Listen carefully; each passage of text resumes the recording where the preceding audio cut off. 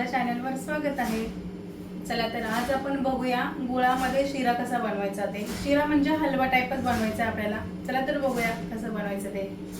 तर नक्की बनवा असा हलवा, एकदम झटपट होतो, 5 मिनिटात अगदी तयार होते। फक्त आपल्याला 10 ते 15 मिनिटं आधी रवा भिजत घालायचा आहे आणि आपला हलवा तयार होतोय। नेहमीपेक्षा वेगळं जरा करून बघायचं, आपल्याला पण कळतं की टेस्ट मध्ये काय फरक असतो। तर करून बघा। व्हिडिओ आवडला असेल लाईक करा, शेअर करा आणि सबस्क्राइब करायला विसरू नका। Thank you, bye. तर यामध्ये मी रवा भिजत घातलेला आहे। 10 मिनिटं आधी आपल्याला भिजत घालायचं आहे, म्हणून मी आधीच भिजत घातलेला, त्याचा व्हिडिओ मी मध्ये ॲड करेलच।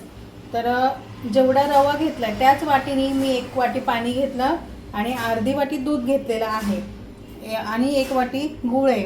इथे काजू बदाम आहे आणि थोडंसं चण्याचे पीठ घेणार आहे आपण। चला तर आता बनवायला घेऊया। तूप लागणार आहे आपल्याला अजून।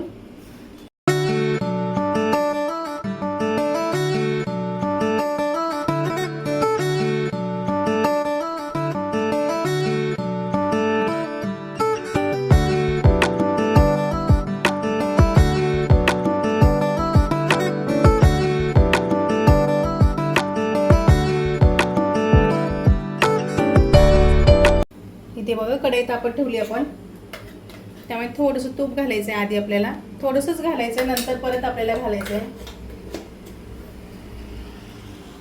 आता यामध्ये आपण ड्रायफ्रूट फ्राय करून घेऊया पहिला। आपण ड्रायफ्रूट फ्राय करून घेऊया।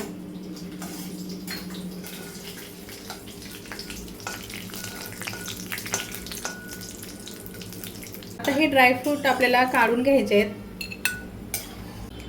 तर आता आपण ड्रायफ्रूट फ्राय करून घेतलेत आणि हे जे रव्याचं मिश्रण जे केलेलं आहे ना ते आपल्याला टाकायचं आहे आता।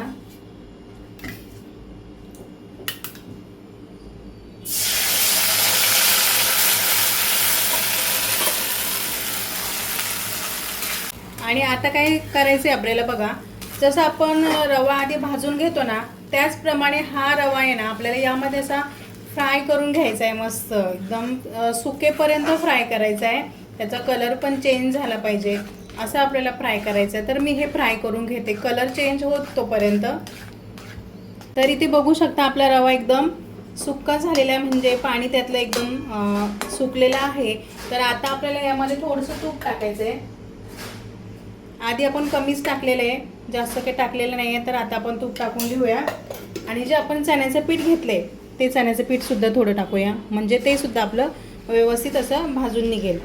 तर आता परत ह्याला व्यवस्थित आता आपण भाजून घेऊया।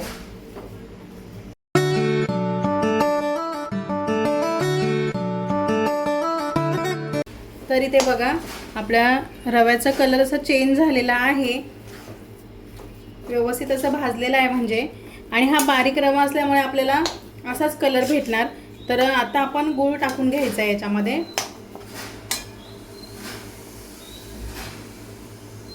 आणि आता गूळ मेल्ट करून घेऊया। इथे बघा गूळ असा मेल्ट झालेला आहे आपला। आता आपण परत 2 मिनिटं याला झाकण ठेवून असंच ठेवूया। तर 2 मिनिटं झालेलं, आपण उघडून बघूया। इथे बघा तूप सुटलेलं आहे आणि मस्तपैकी आपला हलवा झालेला आहे।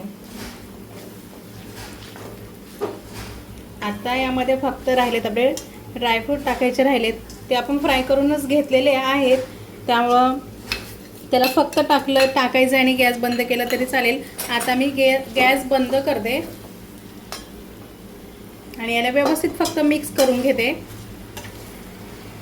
तुम्ही बघू शकता छान असा आपला हलवा झालेला आहे।